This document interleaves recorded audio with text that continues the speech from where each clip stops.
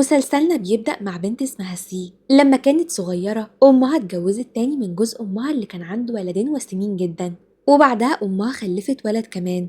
وسي كانت فاكرة إن حياتها هتبقى زي الأميرات على طول، بس وهي في تانية إعدادي أبوها وأمها ماتوا وسابوا الإخوات يعيشوا مع بعض، وبسبب إن عندها أخين كبار وسيمين وأخ صغير زي القمر كانت دايما بتتفهم غلط والبنات بيحاصروها بسببهم. فأول ما رجعت البيت قعدت تحقق مع إخواتها التلاتة وتسألهم مين فيكم اللي كان مع الست اللي بوظت لي منظري كده، بس ولا واحد منهم رضي يعترف. فراحت مصوراهم وهددتهم إن هي هتنزل الصور دي على النت، بس الصور طلعتهم زي الشباب الجذابين والأبرياء، فما بقتش عارفة تعمل معاهم ايه. وسي كانت بطلة ألعاب قوة سابقة ودلوقتي شغالة مدرسة تربية رياضية، وكانت بتتمنى ان هي تقبل طالبة اسمها جون، بس ناظر المدرسة ما وافقش عليها وهي سابت المدرسة. وفجأة سمعت صريخ من الأوضة اللي جنبها، ولما جريت شافت أخوها الصغير اللي بيعشق الرقص وهو بيرقص. وأول ما شاف أخته اتخض ووقع على الأرض، فسي راحت قرصاه من ودنه وممشياه على أوضته. وهي بتعاقبه بيجيلها تليفون من حبيبها يونج، فأول ما سمعت الخبر غيرت معاملتها وجريت على ماكيونج علشان تستلف منها فستان.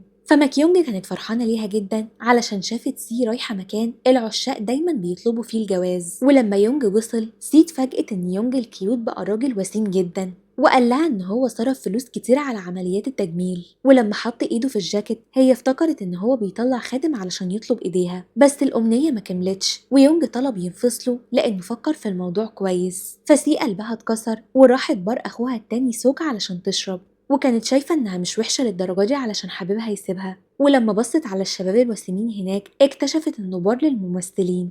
وسوك قال لها إن هي مش بتحب يونج بجد وإن هي بس بتحب شكله. ولما سابها ما نزلتش منها دمعة واحدة حتى، وهي لقت إن الشرب طعمه حلو قوي وكأن قلبها مش مكسور ولا حاجة. وبعد ما بقت مش في وعيها تماما طلب لها تاكسي علشان يروحها البيت، بس لما اتصل بيها تاني علشان تشرب وافقت برضه. وكانج وهو بيجري شاف محل ورد جميل ووقف علشان ياخد سيلفي، ووراه كانت سي ماسكة جد المية علشان تنظف المكان وراحت دلقاه. وكانج اللي مهووس بالنظافة قعد يزعق ووقع في المية الوسخة ومشي وهو متغاظ. وتاني يوم في المدرسة سي وقعت غصب عنها فرع ورد كان وكيل المدرسة بيعتز بيه جدا، ومين شاف الموضوع ده. وبعد شوية الوكيل دخل الأوضة وهو متنرفز وكان معاه جردل زرع، وقعد يزعق ويسأل مين اللي وقع الوردة. فسي حاولت إن هي تستخبى، بس مين الصادق مقدرش يمسك نفسه ويتكلم. فسي اضطرت إن هي تقعد تسمع تهزيق الوكيل لكذا ساعة. وبعدها بنشوف كانج اللي كان لسه راجع البلد وأهله غصبوا عليه يقابل جدته علشان يستعد يمسك الشركة،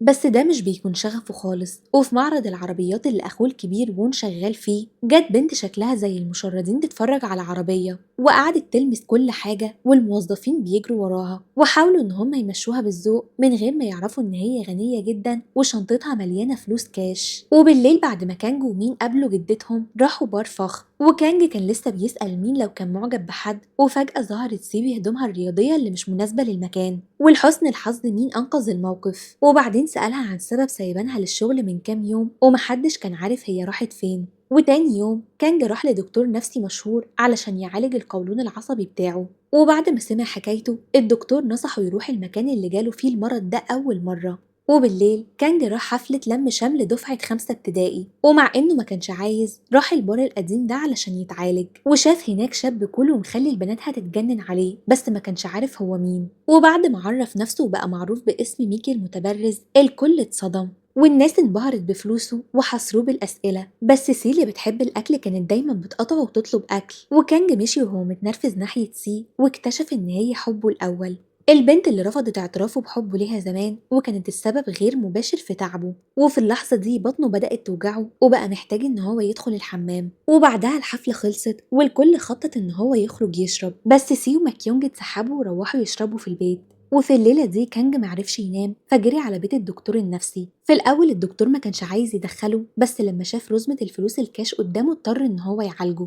وكانج حكاله قصة ازاي اعترف لسي في اعدادي بس هي رفضته عشان كان تخين. بعد كده بطل ياكل ويشرب لأيام. وفي الليلة اللي قبل الرحلة المدرسية سي حددت معاه ميعاد بس نفضت له، وهو متغاظ أكل كل التورتة اللي في التلاجة، وده عمل له وجع بطن تاني يوم في الرحلة مما أدى للحادثة المؤسفة في العربية. ومن ساعتها أصحابه قطعوه. وبعد ما سمع الدكتور قال له إنه لسه منسيش حبه الأول لسي، ونصحه يكسب قلبها علشان يشبع رغبته من أيام إعدادي، وده اللي هيعالج مرضه. الليلة دي سي وون رجعوا البيت متأخر وسابوا جون لوحده. فقعد يشتكي ويسألهم ليه رجعوا البيت متأخر وسابوا أخوهم الصغير لوحده. وتاني يوم في المدرسة مين راح يدور على سي علشان يعتذر لها على الموقف اللي فات، وادالها شوكولاتة وقال لها تاكلها. فسي شكت في الموضوع وخلت ماكيونج تدوقه الأول. وفي الوقت ده كانج كان في بيت جدته واتجبر إنه يدير فرع الشركة لمدة سنة، ولو عمل كويس مش هتتدخل في حريته تاني. فكانج وافق من غير ما يعرف إن جدته وأمه بيخططوا إن هما يجوزوه. ولما جون راح المدرسة شاف جوي بتوصل أكل وقال لسي لما جوي وصلت الفراخ المقلية للبنت المشردة البنت فتحت شنطتها وادت جوي فلوس. وفجأة سي هجمت ومسكت جوي، فالبنت المشردة افتكرت إن هي حد شرير وأغمى عليها من الخضة. ولما صحيت سي شافت قد إيه حالة جوي صعبة وخلتها تقعد في أوضة السطوح بتاعتها مؤقتا. وبعتت رسالة للكل تعرفهم، بس جون كان مشغول بيلعب باسكت وما شافهاش. وكانج سأل مساعده لو كان يعرف حاجة عن سي من أيام إعدادي، فالمساعد افتكر إنها صاحبة ماكيونج وساعد كانج يرتب مقابلة مع الاتنين. فسي كانت قلقانة إن صاحبتها تشرب وما تكونش في وعيها فراحت معاهم. وفي أوضة خاصة كانج وشوش لسي علشان يخرجوا يشربوا لوحدهم لأنه مش عايز يشوف الاتنين مع بعض، وكان متأكد إن هي هتوافق، بس سي كانت لسه هترفض. لكن ماكيونج خبطتها في رجليها وبتفكرها إن دي فرصة حلوة تقابل شاب وسيم. ولما خرجوا كانج استخدم كل سحره علشان يوقع سي، بس هي شافته مجنون. فكانج سألها بوضوح تخرج معاه، بس سي رفضت وهي متعصبة. فهو اتصدم ومفهمش هي ليه رفضته. وبعد ما المساعد شرح له انه ممكن يكون ناقصه فلوس كانج قرر يشتري عربية جديدة. وتاني يوم جون رجع البيت ولقى الدنيا ضلمة، فخاف لان محدش كان في البيت وخرج وسمع صوت من السطوح، فافتكر ان سي رجعت بس محدش رد. وفي الحقيقة جوي كانت حاطة سماعة وبتلعب يوجا ومش سامعة حاجة خالص. واول ما خرجت جون اتخض جدا واغمى عليه. وتاني يوم جون اعترض بشدة على قعدتها، بس الكل نفض له وناموا. وفي الوقت ده كانج كان رايح يشتري عربية، بس شاف سي واقفة مع شاب وسيم فافتكر ان هما مرتبطين فمشي وهو متغاظ. بعد كده سي راحت لاخوها وون علشان تاخد منه فلوس، وفي نفس الوقت كانج وصل وشاف الاخوات قريبين من بعض وافتكر ان سي بتلعب على الحبلين واتصدم. وسي بصت وشافتهم قريبين وفهمت غلط، وهي بتجري مع ماكيونج سي حكت لها عن الموضوع ده. وفي اللحظة دي قابلوا البنت المشردة اللي سي شافتها قبل كده، فسابت لها رقم تليفونها وقالت لها كلميها لو حصل أي حاجة. فالبنت المشردة اتأثرت بجدعنة سي وكانت عايزة تديها شنطة فلوس، بس سي ما كانتش تعرف إن فيها فلوس ورفضت. وبعد شوية كانج جه المدرسة وشاف سي وهي بتدرس هناك، فرجع وقال للدكتور إن هدفه مش إن هو يكسب قلب سي، بس هو عايز ينتقم منها. وتاني يوم جه المدرسة وبتعريف من الوكيل بقى هو المدير الجديد للمدرسة. فسي اتفاجئت جدا وقعدت تحت تعمل له حركات تهديد خلت كانج يتوتر ووجع بطنه يرجع تاني. وافتكر كلام الدكتور وقرر ما يخسرش وحاول ان هو يبصلها بتحدي، بس بسبب وجع بطنه فتح علبة الدواء والبرشامة وقعت منه في حوض الزرع. ولما رجع المكتب قعد يدور عليها كتير لحد ما لقاها، واول ما خدها الوكيل والمشرف دخلوا وافتكر ان هو بياكل زلط فعذروه ياخد تمشية حوالين المدرسة. وهو ماشي كانج شاف سي بتدرس تربية رياضية وافتكر كلام الدكتور وقرر يهاجمها بصور وفيديوهات. فكانج طلب من الوكيل والمشرف ان هما يتصوروا معاه، وبعد شويه رجع اوضته يراجع الصور وشاف سي بتبصله وكانها عارفه ان هو بيصورها. واول ما خرج سي كانت رايحه تديله كلمتين، بس لحسن الحظ ماكيونج وقفتها في الوقت المناسب. صاحبتها نصحتها ما تدخلش لان كانج يبقى حفيد رئيس مجلس اداره مشهور، فسي قالت ان هي مش خايفه بس كان باين على وشها التوتر، فقررت ان هي تسمع الكلام علشان ما تطردش. وعلى الناحيه التانيه سوك كان شغال لما جاله ولد صغير يديله جواب، فمشي ورا العنوان ووصل المدرسة. وأول ما شاف الولد اتضايق جدا وقال له رجع لي المحفظة وامشي. فالولد جري وراه بيعبر عن رغبته إنه يصاحبه وبيسأله ليه بيرفضه. وفي الوقت ده سي كانت بتمرن الطلاب لما جون جه يقول لها إن جوي بقت قاعدة جنبه في التختة، وبيقول كمان إنه في الفصل بيتخيل إن جوي بتبصله في السر وقعد يبعت لها رسايل علشان تبطل تبص، ومخلي جوي مش عارفة تعمل إيه لأنها استقبلت 60 رسالة في دقيقة واحدة بس. وسي كانت قلقانة إن كانج يستخدم خلافهم الشخصي ويرفض مشاركة الفريق في المسابقة. فلما شافته شاورت له وادت له التحية وده خلاه يتخض. والوكيل عزمه على حفلة الترحيب الليلة دي. وهو راجع البيت شاف راجل عجوز بيبيع خردة والحاجة بتاعته اتدلقت، فكانج راح يساعده مع إنه اتعور تعويرة خفيفة، والحركة دي لقت مدح كبير على النت بسرعة. ووقت الغدا الكل كان عايز ياكل لحمة سمينة، بس كانج حس إن هي مش مفيدة للصحة وقعد يفصل اللحمة الحمراء واللحمة البيضاء عن بعض. وسي كانت زعلانة لأنها مش قادرة تستمتع بالأكل، بس مين شلها شوية لحمة وده خلاها فرحانة جدا وهي بتاكلها. وبالليل كانج نظم مقابلة في مطعم فخم، وسي كانت رايحة تطلب أكل لما خبطت بالصدفة في يونج اللي كان شارب وراجع بيته. ومع إنها ما كانتش عايزة تهتم بس ما قدرتش تستحمل، فساعدت يونج يقف وكانت رايحة تطلب له تاكسي. ويونج قعد يعيط وقال إنه طلب إيد صاحبته بس رفضته عشان عمل عمليات تجميل زمان. ولما يونج زق سي ظهر كانج من ورا وساعدها تقف وزق يونج لجوه بعصبية، وقعد يزعق ويهزق سي وبيسألها ليه بتتخانق مع واحد شارب كده. ولما عرف ان يونج هو حبيب سي القديم كانج اتريق عليها وقال لها انها مش بتحب غير الشباب الوسيمين من بره بس. ولما الاكل نزل كانج اختار كل الاطباق النباتيه، وده خلى الجو بايخ. والوكيل قال كلمتين وبعدين سلم المايك لكانج. وهو بيتكلم شاف سي بتبص بفرحة لمين لأنه شارك معاها الحتة الوحيدة من اللحمة. فكانج وقف فجأة وسأل سي ازاي تتعامل مع الطالب اللي بيأثر مع الآخرين بسبب شكلهم، وفهمت انه بيلمح عليها فردت عليه على طول، وده أدى لخناقة قوية بين الاتنين. وده خلى الوكيل يمثل انه دلق مشروب على قميص كانج علشان يقطع كلامهم، وقال له يروح الحمام يغسله. وبعد ما ماكيونج ظبطت سي راحت تعتذر لكانج وعايزة تصالحه، والأمور شكلها بقت تمام. بس لما كانج خرج وجع إيده ورجع تاني، وكانج لما شافته خرجت عصبت منه وزقته على الحيطة. والحركة دي رجعت ذكريات لكانج من أيام إعدادي لما كان ولد تخين ووحش ومحدش كان عايز يلعب معاه، بس سي جت وبقت صاحبة عمره. فاتلخبط وجري بسرعة ونسي يدفع، وخلى كل اللي خلصوا أكل يوقفهم موظفين المطعم. فالوكيل اضطر إن هو يستخدم تحويشة العمر من فلوسه السرية علشان يدفع. ولما كانج رجع البيت حس إن ضربات قلبه سريعة كل ما يقرب من سي، وافتكر إن عنده مشكلة في القلب وراح للدكتور. فالدكتور خمن إن هو واقع في الحب، بس كانج أنكر وقعدوا يتخانقوا لحد الفجر. والدكتور في الآخر كذب وقال له يمكن بسبب الضغط، وكانج وافق على السبب ده. وتاني يوم كانج حاول إن هو يعمل كل حاجة علشان يفك الضغط، بس لما جه المدرسة وشاف سي اتلخبط وساق عربيته ومشي. وسي راحت للوكيل علشان تطلب ميزانية لفريق ألعاب القوى وإذن الجوي علشان تنافس، بس الوكيل ما قدرش يساعد لأن كانج لسه ما مضاش. ولما روحت البيت هي اتصلت تمدحه على هدومه الجميلة،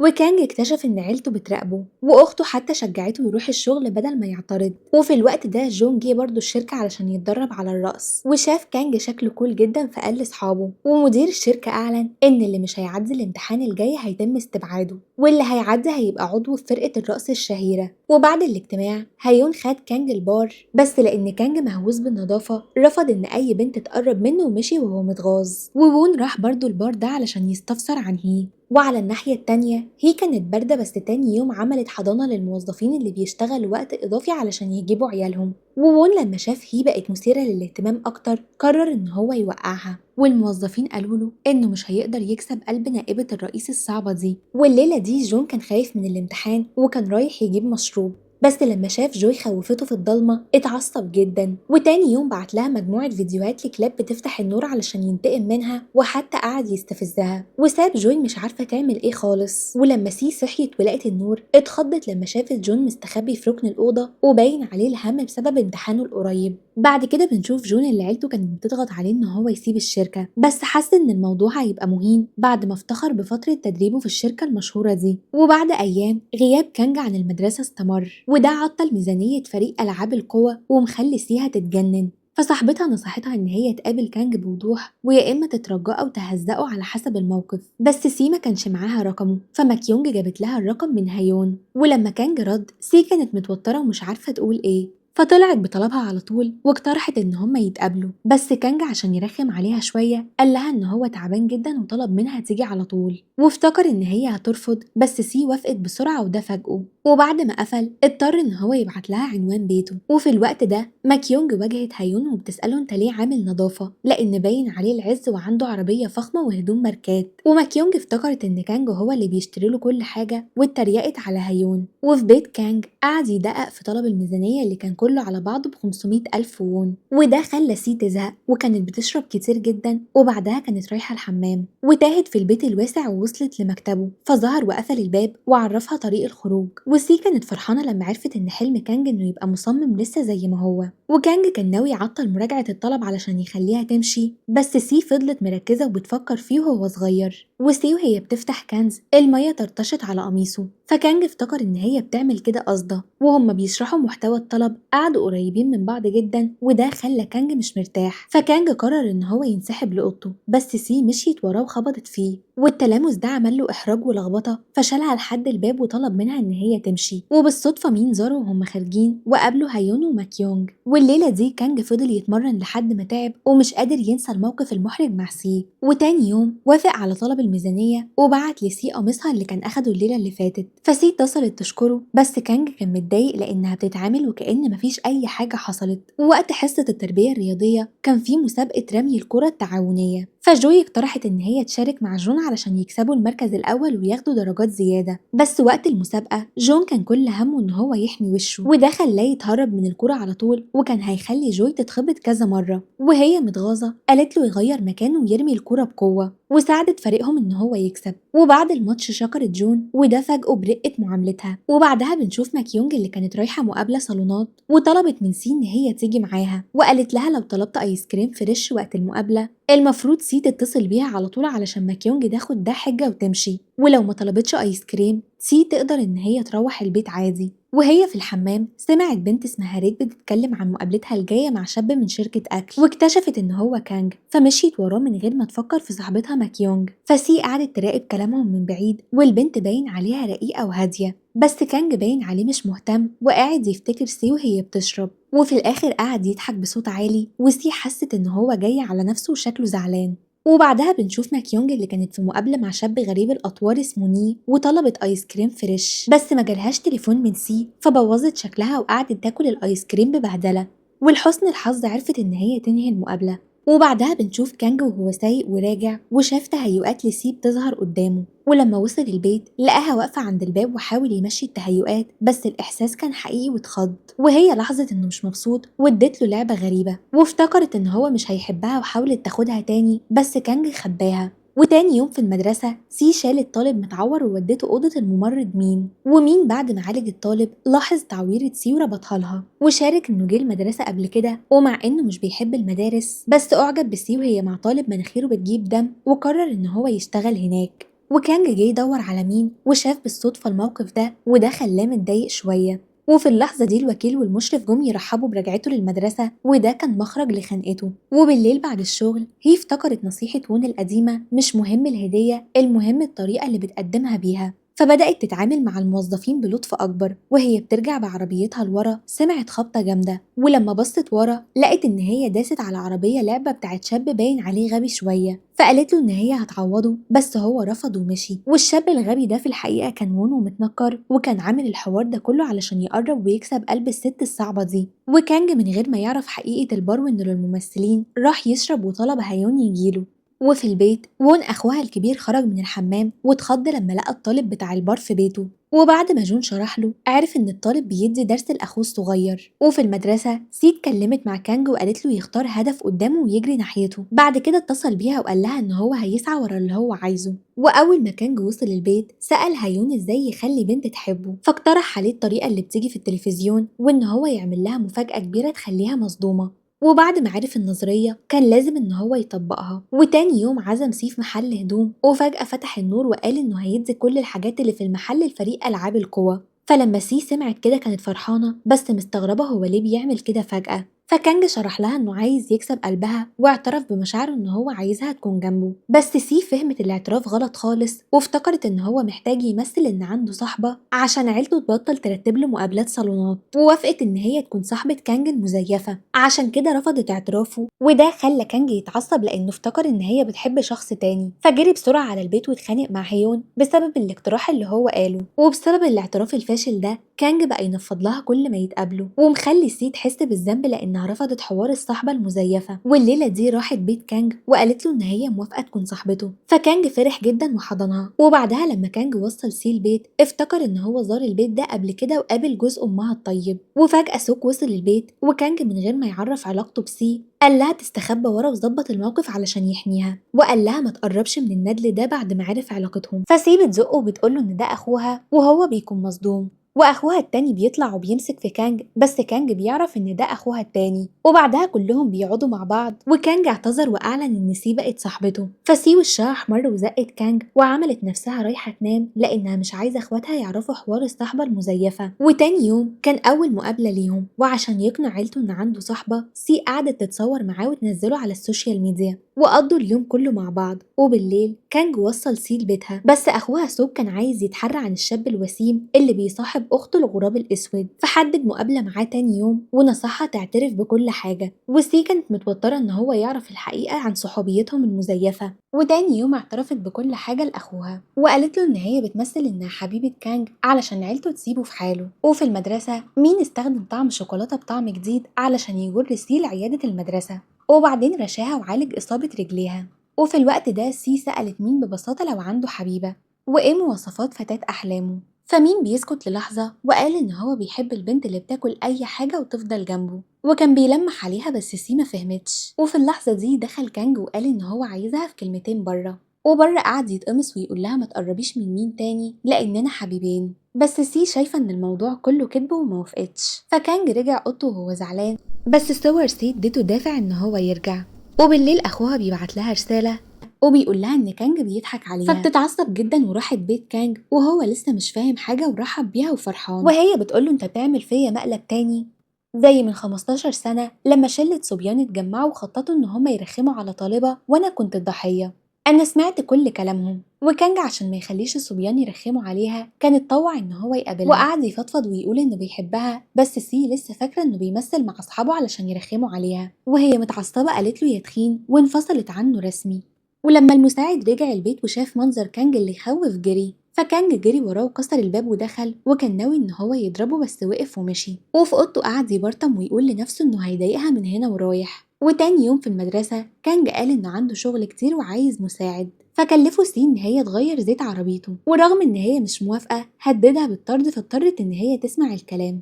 وبعد ما عملت نفسها مشغولة شوية ورجعت المكتب شافت مين مستني، ومين سأله ليه بتعمل كده مع سي. فكانج قال له ما تتدخلش في حياتي الشخصية وقال لسي تمشي. وفي بيت سي بعد الانفصال ورغم عصبيتها كانت زعلانة ومسحت كل صورهم مع بعض. وفي البيت اللي قصادها الست المشردة كانت بتراقب سي ولحظة حزنها، وجالها مكالمة من أمها بتقول لها تعالي لي البيت. وبعدين اختارت لها فستان جميل وقالت لها هتبقي زوجة لراجل اتطلق 3 مرات وعنده عيال. وفي المقابلة الراجل ظهر على حقيقته وقال يلا نطلع فوق في الأوتيل، بس هي رفضت. بعد كده أمها قعدت تزعق لها ولما كانت هتضربها، بس فجأة هي جت ووقفتها، ولما الأم شافتها خافت ومشيت. وهي قالت لها لو تعرضتي لمواقف زي دي دافعي عن نفسك وامشي. فجانجا قعدت مذهولة في الشارع لما ظهرت سي واديتها شبشب وقالت لها البسيه بدل الكعب العالي. بس جانجا كانت متغيرة لدرجة ان سي معرفتهاش ان هي الست المشردة بتاعت زمان. وفي البيت كانج كان متردد ان هو يمسح صورتهم مع بعض، وبعدين اتصل بالوكيل وطلب منه يعمل له حفلة وقال انه هيدفع. وفي الحفلة كانج فضل يبص لسي وهما بيتكلموا مع مين بلطف. وفي الأول سي ما شربتش، بس لما عرفت إن الطعم حلو خلصت كذا إزازة. وأول ما كانج خرج شافها وهي مش في وعيها وبتكلم نفسها، فخد فوطة ينظف إيديها. وسي وهي مش في وعيها قعدت تتكلم عن كانج ونامت. وفي اللحظة دي خرج مين وقال إن كانج هو اللي بيضايق سي وهو اللي هيوصلها البيت. ومين حطها في العربية وكان ماشي لما كانج وقفه وسأله لو كان بيحب سي، وفضلوا يتخانقوا مع بعض. ولما سي صحيت وشافتهم خدت تاكسي وروحت ارتاحت. وتاني يوم في المدرسة سي كانت قلقانة لأن هي خدت مفاتيح عربية كانج لبيتها الليلة اللي فاتت، ولما قرب افتكرت إن هي شتمته، بس هو ببساطة خد المفاتيح واداها إزازة دواء للصداع. ولما قابلت الوكيل طلب منها ترجع جدة للزرع لمكتبه. ولما كانج راحت مكتبه هو سمع كلامهم، ولما سي شالت الزرع خطفها منها ووداها للوكيل، وقال إن الوكيل هو اللي المفروض يعمل المشاوير دي وإنه قلقان عليها لأنها لسه تعبانة من الليلة اللي فاتت. ولما مين جاله اتصال من صاحبه عن لمة قريبة وطلب منه يجيب حبيبته، طلب مساعدة سي وهو متوتر وافتكر إن هي هترفض تماما، بس هي صدمته ووافقت ودخل لا فرحان جدا. وبعد كده مين أخدها لمحل هدوم مشهور وماكيونج ساعدتها إن هي تختار طقم، ولما بصت على تيكت السعر سي كان هيغمى عليها، ولما مين جه وبص قال إن هو شايف سي جميلة جدا وفضل يبص عليها. وفي اللحظة دي أم كانج جت تشتري هدوم وشافتهم، ولما مين مسك إيديها ومشيوا اتصلت بكانج فورا وسألته هو مين عنده حبيبة دلوقتي. بعد كده راحوا لحفلة فخمة مع صحابهم، وخلال الحفلة صاحبهم سأل مين اللي جري ورا التاني الأول، فمين اعترف إن هو حب سي من أول نظرة. بعد كده كان في حفلة لجمع التبرعات، ومين كشف لسي إن كل اللي هناك لابسين هدوم غالية بس بيتبرعوا بحاجات ملهاش قيمة وعايزين اللمة تكون ليها معنى أكتر. وتاني يوم لما راحت تبلغ عن وضع فريق الجري كانج ما كانش موجود، فسي كانت ناوية إن هي تبلغ تاني يوم بس هو قال لها تعالي بيتي دلوقتي. وفي بيت كانج سي شافت زرعة البطاطس اللي اديتها له الليلة اللي فاتت وباين عليه اعتنى بيها كويس، وفجأة بطن سي وجعتها جدا فكانج قال لها كلي أي حاجة من التلاجة، فجريت وكلت سجق ني. ولما شافها بتاكل من غير طبخ دخل المطبخ وطبخ لها أكلة تليق بمطعم 5 نجوم. وبعد ما كلت وشربت بمزاج وهي بتاكل الحلو كانج جاله اتصال يبعت مسودة، فشاور لها تقعد مكانها بس سي فهمت غلط وافتكرت إن هو بيشاور لها لمكتبه. وشافت تصميمات كتير جميلة ولقت رسوماتها وهي في إعدادي اللي كان عاملها لسه موجودة. وتاني يوم في المدرسة كانج مطلبش من سي أي مشاوير وده خلاها تحس بشوية وحدة، وقال إن عنده حاجة يعملها قريب وتقدر تروح، بس لما شافها قاعدة لوحدها في العربية مقدرش يستحمل ولغى مقابلته ولف العربية وطلب من سي تسوق وتاخده ياكلوا حاجة. وبالليل في البيت ولما جون كان بيعمل واجبه النور قطع فجأة فخاف ونزل تحت وبالصدفة اتكعبل فقعد يعيط لأن ده فكره بطفولته لما أهله توفوا وسابوه لوحده. وجوي شافت كده وقربت منه وهي قلقانة وحضنته، ولما النور رجع جون قال لها بكسوف ما تقولش لاخته ورجع اوضته. ولما سي وصلت كانج للبيت فرملت فجأة واستخدمت ايديها علشان تمنعه يخبط راسه، بس ايديها لمست كانج فتوتر ونزل كرسيه وعمل نفسه نايم. ولما شافت راجل شارب قدامها هيسوق جريت توقف العربية وزعقت له بس ما سمعش وكان هيخبطها، لكن فجأة ظهر كانج ووقفه. وبعدها بنشوف هي اللي كانت بتشرب قهوة وفي شاب كان عمال يغزل فيها. ولما نزلت الجراج شافت راجل مع أصحابه بياخدوا بنت فظهر وخطف البنت وجري ناحية العربية وهي قالت له سوق. ولما بصت استوعبت إن هو بيمثل علشان يقرب منها فقالت له انزل من العربية وأنا وون هناخدها. وهي ماشية الرجالة اللي هناك خرجوا وسألوه هو مين وليه بيعمل كده وهجموا عليه وضربوه. وهي خدت البنت للمستشفى وحسب المعلومات عرفت إن الشاب ده هو ابن مدير وإن وون ما كانش بيمثل، فهي وصلت وقدمت أدلة ومنها شهادة البنت. فالشاب قلق ووافق إن هو يسحب قضيته وشافت وون مثير للاهتمام جدا. وفي اللحظة دي المحامي كيم وصل لأن حد كلمه فهي مشيت وراه وشافت كانج مع بنت وقالت للمحامي كيم ما يقولش لعيلته عن الموضوع لأن عواقبه هتبقى وخيمة. ولما كانج رجع البيت لسه بيستغرب من توقيف سي للسواق السكران في الطريق، ولما خرج يتكلم عرف إن وهي في إعدادي أم سي اتخبطت من سواق سكران. وتاني يوم كانج راح يجري وعدى على بيت سي ووقف شوية فالباب فتح وسي كمان خرجت تجري علشان تنسى اللي حصل. ولما جريت للكوبري كانج مشي وراها وكان فرحان لأنه كمان بيحب يعيش حياة صحية، وشاف ضحكة سيل منورة زي زمان فقرب يعتذر عن اللي حصل وقال إن هو آسف لأنه بيحبها. فلما سمعت الكلام اللي زي الاعتراف ده اتوترت وضربته وجريت، فكانج حب يجري وراها بس سي جريت بسرعة وسابته مقطوع النفس. ولما رجعت البيت حست بضربات قلبها سريعة واتحججت إن ده لأنها ما اتمرنتش من زمان. وفي المدرسة وش سي كان باهت فمين حط إيده على قورتها فكانج مسك إيده وزقه. ولما شافته قعدت تاكل معاه بس سي كانت بتتهرب منه فكانج حاول إن هو يفتح كلام بس هي طنشته. ومين طلع السطوح يدور عليها وشاف سي قاعدة هناك، وبعد ما اتكلموا شوية بقت أحسن. ولما كانت في البيت قالت مش هينفع تتهرب من كانج للأبد. وفي اللحظة دي كانج وقف عند الباب وجوي فتحت له فكانج قرب من سي وخلى قلبها كان هيقف وبعدين مشي. وبالليل اتكلمت مع ماكيونج وقالت لها إن كانج بيقول الحقيقة. لما المساعد جه وشغل الأغنية الجديدة لسو قال إن الكلمات باين عليها قديمة وكان هيسأل كانج عن رأيه، بس لما بص لقى كانج متأثر وبيعيط من قصة الحب من طرف واحد اللي في الأغنية. ولما سي رجعت البيت افتكرت الكلام الجارح اللي قالته لكانج وقررت إن هي تروح بيته ودخلت واعتذرت عن الماضي واعترفت إن هي فهمت كل حاجة غلط.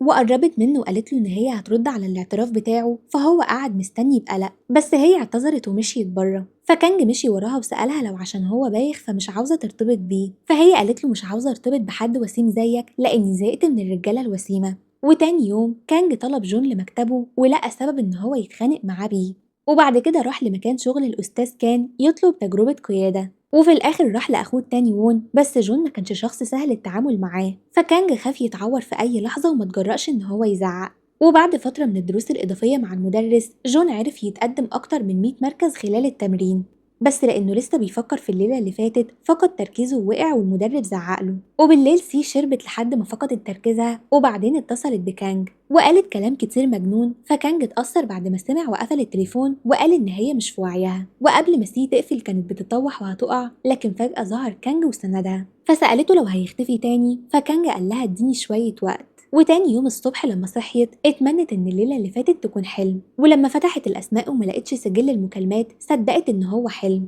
ولما مين كان بيتكلم مع صاحبه في العيادة، صاحبه ذكر هويته كحفيد لشركة الأكل، وفي اللحظة دي سي جت تسلم الورق وسمعت واستأذنت، ومين اتعصب لأنه كشف هويته وقال لصاحبه يمشي من هنا، وبعدين خرج واعتذر لها لأن هو خبى عليها كل الوقت ده، بس الحقيقة إن سي كانت عارفة أصلا. ولما هما الاتنين راحوا لشلة الصحاب، مين كان عايز يخبي لأن ناس كتير بتغير طريقتها لما بتعرف هويته، بس سي كانت غير وفضلت تتعامل معاه كويس زي زمان. وسي كانت قلقانة لأن كانج ما جاش المدرسة بقاله كام يوم، ولما جه مستني قدام بيتها اداها العربية تسوقها علشان ياكلوا، وهما بياكلوا سألته لو اتغير لأنه كان فاكر نفسه وحش، فكانج رد إن ده حقيقي بس ما بيلومهاش لأن الكل بيحب وشه الوسيم. ولما جانج فتحت محلها شافت سي قاعدة قدام بيتها، وبما إنها شخص طيب سي جابت جانج لبيتها وناوية تخليها تعيش معاها، والأخين كمان وافقوا وقالوا لها بس ما تعمليش مشاكل.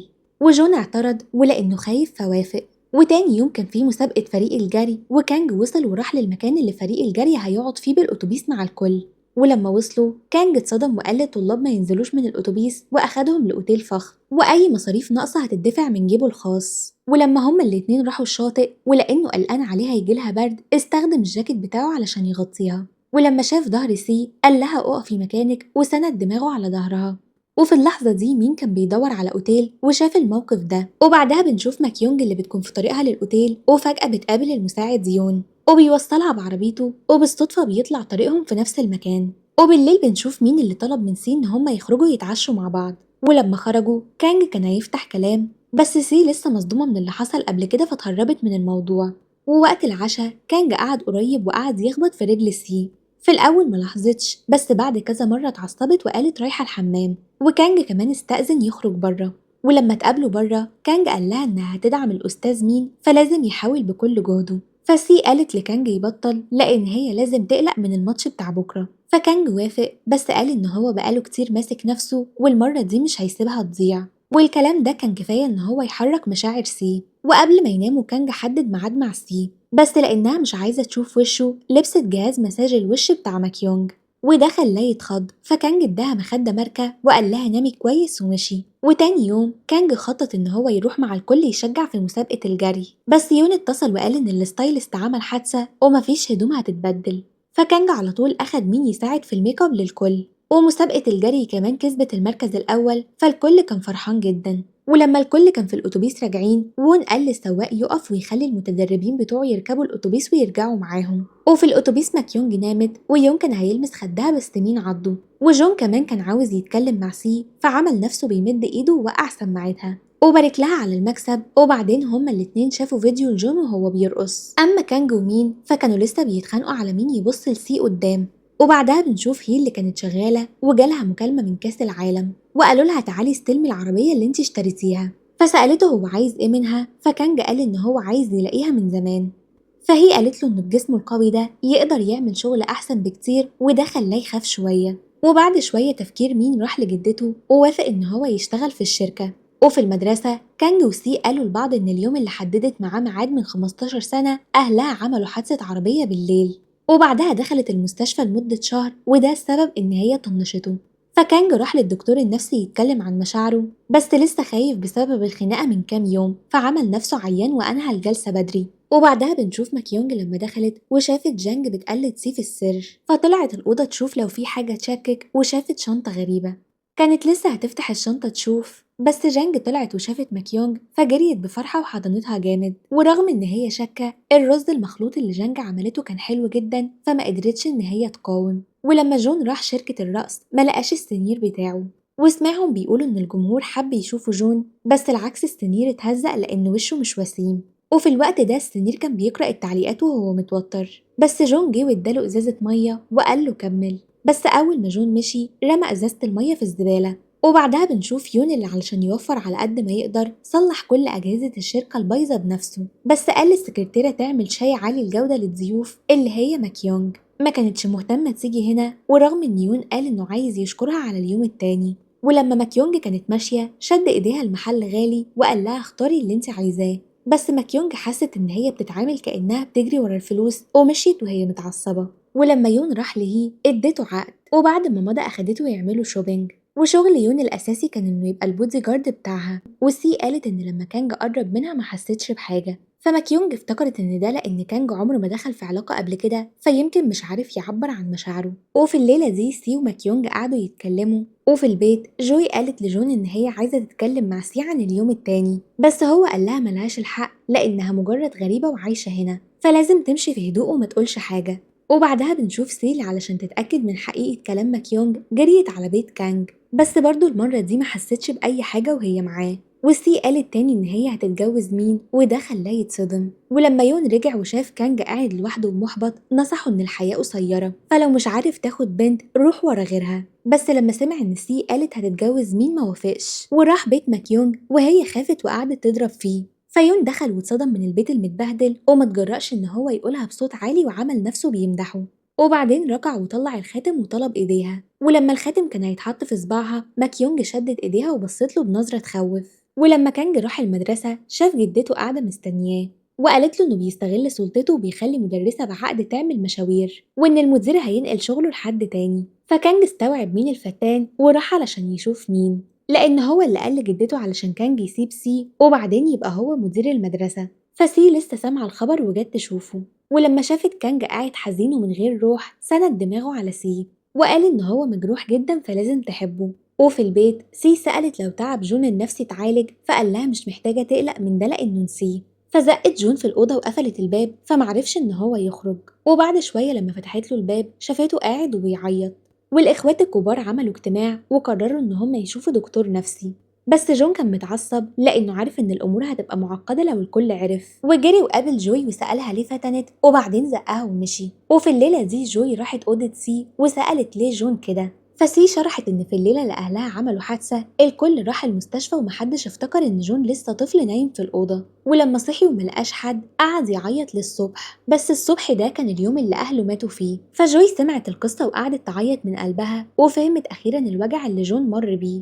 والأخين دلوقتي مترددين يقولوا لسي الحقيقة عن ليلة الحادثة. ولما هي طلبت من وون يبقى البودي جارد بتاعها في أول يوم شغل، وون وصل هي الحفلة للشركاء، وقبل ما تدخل خدت دواء لأن هي مش بتستحمل الشرب. وبعد شوية المقابلة خلصت وهي خرجت وباين عليها إن هي مذهولة شوية، وون خدها لحديقة قريبة واشترى لها مية وسألها ليه اختارته هو من وسط بودي جاردات كتير في الشركة. فهي قالت لأن جدولها اليومي كان بيتبلغ لجدتها وأمها من السواقين. وتاني يوم في المدرسة الوكيل أعلن إن مين هيبقى المدير اللي جاي. أما سيف عرفت إن كانج خسر شغله بسبب مين، ولما مين حب يتكلم معاها سي قالت سلام باختصار ومشيت. فراح أوضة الأجهزة يدور عليها، بس جون قال إن كل حاجة حوالينا لسه زي ما هي ومفيش تغيير، بس مين هو اللي اتغير. وكانج دلوقتي في الشركة ومبقاش عنده متلازمة النظافة وقعد ياكل. بعد كده سي راحت لمين تعتذر عن الخسارة اللي حصلت، فاعترف لها إن هو بيحبها، بس سي رفضت وقالت إن هي بتحب كانج. وبعدين راحت بيت كانج بس ما كانش في البيت. وفي الوقت ده كانج اتصل وقال إن هو مستني قدام بيتها، وهما الاتنين راحوا الحديقة مع بعض وتصوروا،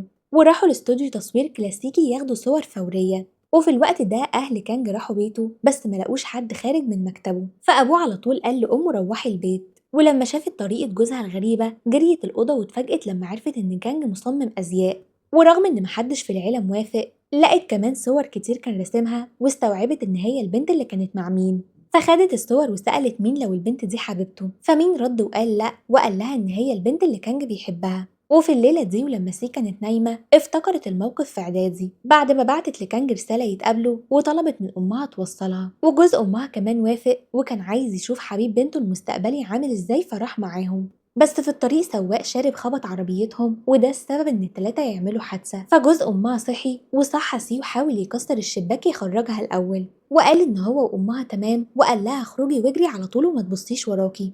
ولما سي خرجت من العربية صوت عالي طلع والعربية وقعت، فسمعت كلام أبوها وجريت للطريق السريع تطلب مساعدة وبعدين أغمى عليها. ولما افتكرت كل حاجة سي افتكرت إن أهلها ماتوا لأنها طلبت منهم يوصلوها، وبقت عارفة بس إزاي تطلع كل حاجة من دماغها علشان مش قادرة تواجهها. وكانج كان لسه فرحان في الحب ورايح لحد هناك ياخد سي، بس كانت راحت المدرسة بدري فمعرفش يوصل غير أخوها المسافة قصيرة.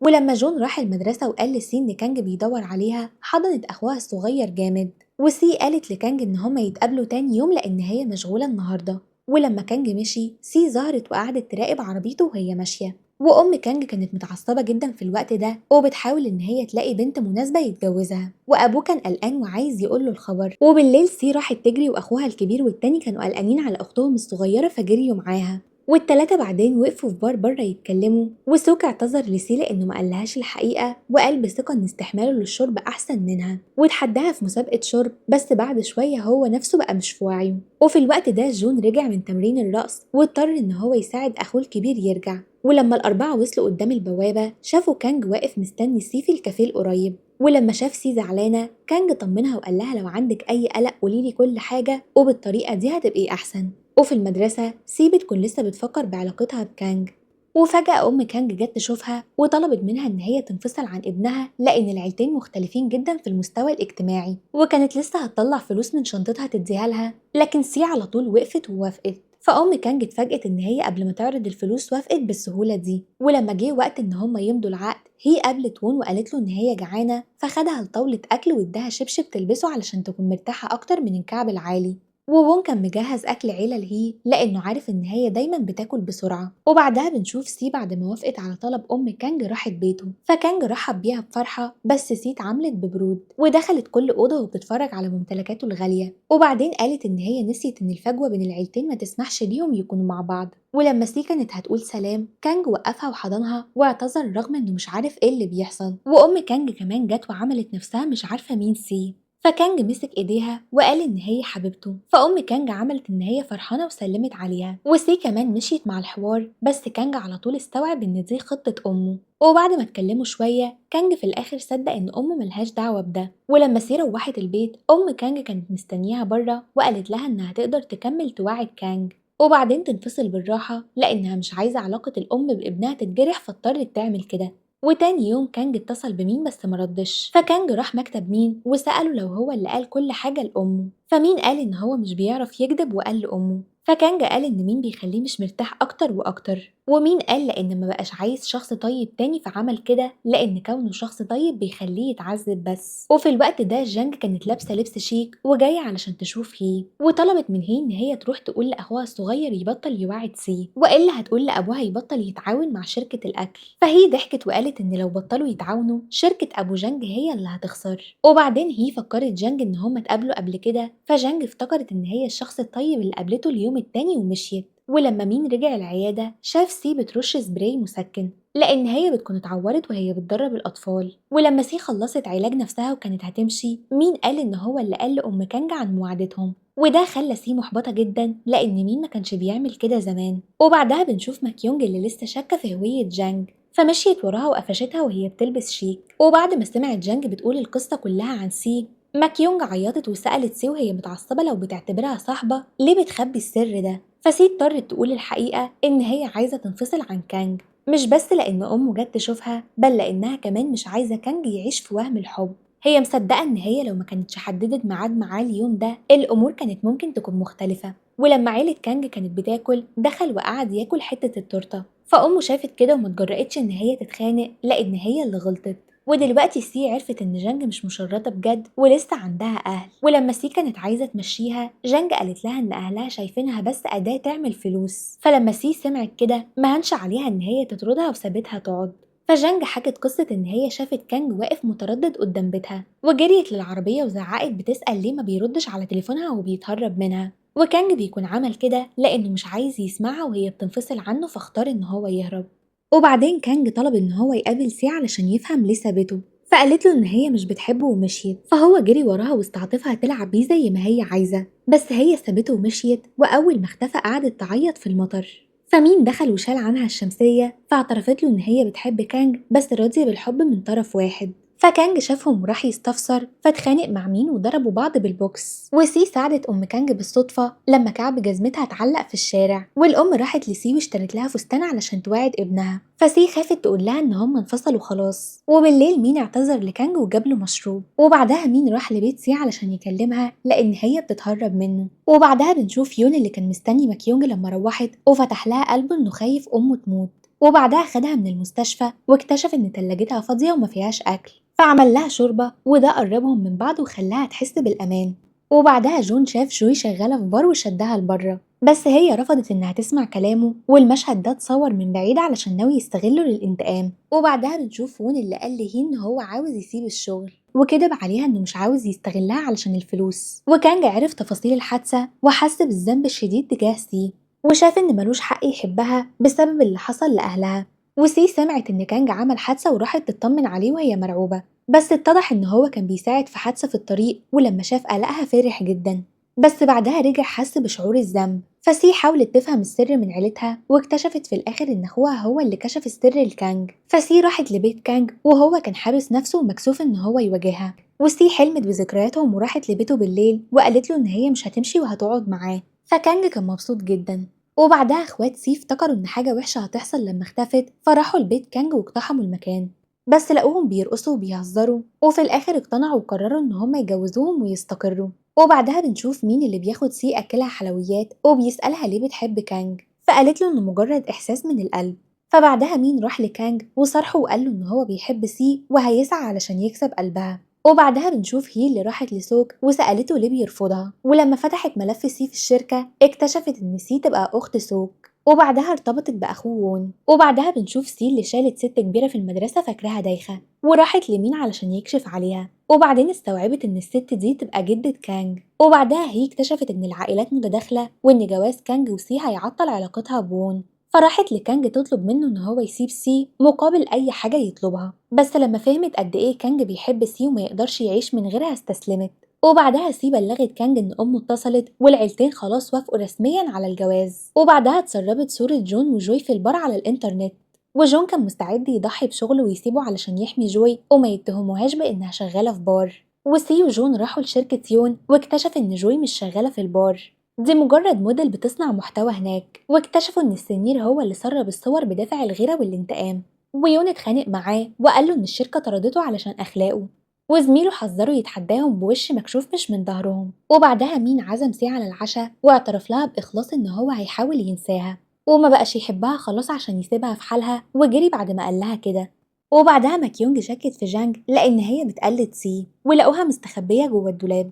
ولما فتشوا شنطتها جانج اتكلمت بصدق وقالت لها إن هي بتقلد سي لأنها حست في البيت ده إنها ليها قيمة على عكس بيتها الحقيقي. والمفاجأة إن جانج طلعت غنية جدا وعيلتها شارية المجمع السكني كله اللي ساكنين فيه. وبعدها بنشوف هي اللي أول ما شافت فرصة طلبت الجواز من وون، وده خلاه يتنطط من الفرحة. وبعدها بنشوف جون اللي اتصل بجوي وقرر يتجوزها فورا وهي فرحت جدا. فكانج بعدها راح لبيت سي علشان يطلب إيديها رسمي. ولما أخوها اكتشف إن هو حفيد أصحاب شركة أكل كبيرة، جون اتصدم من كمية الغنى اللي أخته هتبقى فيها. وفي عشاء التعارف كانج أحرج أمه لما طلب منها تدي سي جزمتها المريحة عشان رجل سي كانت بتوجعها من الكعب، وأمه اتصدمت من دلعه ليها وشغفه بسي اللي كانت مكسوفة جدا. في الحفلة هي طمنت وون إن هما مستنيين جواز الصغيرين الأول وبعدها يجي دورهم هما الاتنين ويتجوزوا. وبعدها كانج بيكتشف إن الدكتور اللي كان بيتعالج عنده كل الفترة دي طلع مزيف، وهو في الحقيقة أخو الدكتور الحقيقي. ومين راح اعتذر لأم الولد الصغير اللي مات زمان في العملية وهي سامحته، وقرر يسافر بره البلد لفترة علشان يبدأ حياة جديدة وبعت لهم تورتة الحفلة. وجانج عزمت الكل على الحفلة وفرحتهم لما قالت لهم إن هي أخيرا نجحت في رخصة السواقة بعد 10 محاولات فاشلة. وبعدها بنشوف سي اللي كانت متضايقة ومستغربة غموض كانج لأنه بقاله 3 شهور منعها تطلع مكتبه، فاستغلت عدم تركيزه واتسحبت ودخلت المكتب واتفاجئت بفستان فرح، وكانج هو اللي كان مخيطه بإيده وطلع بالظبط نفس رسمة فستان أحلامها اللي رسمتها وهي طفلة. وبيخلص المسلسل بنهاية سعيدة وكل الأبطال لقوا سعادتهم واستقرارهم. وبس كده، ما تنسوش تقولوا لي رأيكم في التعليقات، ولو عجبكم الفيديو ما تنسوش تعملوا لايك وتشتركوا في القناة وتفعلوا زر الجرس عشان يوصل لكم كل جديد. باي باي.